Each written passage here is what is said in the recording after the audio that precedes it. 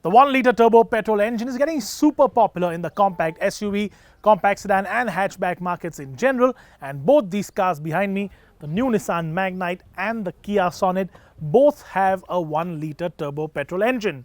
But the Magnite has a CVT or a continuously variable transmission, and the Sonet has a DCT or a dual clutch transmission, both automatics. So, which one is faster down a drag strip?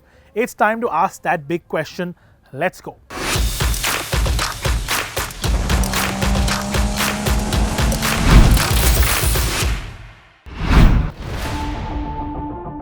While both these compact SUVs have a 1-litre turbocharged engine under their hood, on paper they do have a few differences.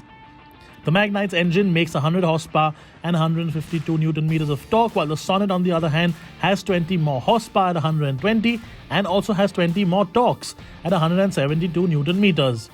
Then again, the Magnite is a good 100 plus kilos lighter than the Sonet.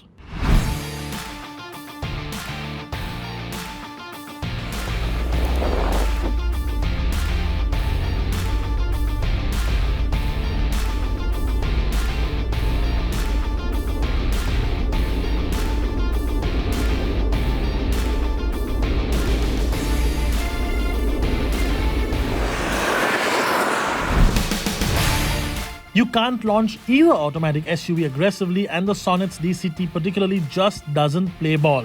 The Magnite, that's relatively stronger off the line, builds a sizable lead right at the start, which the Sonet just can't close quickly enough.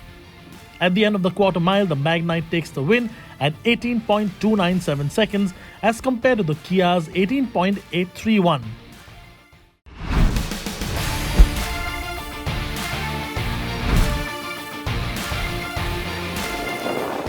In run 2, the DCT's momentary pause at the start again cost the Sonet big.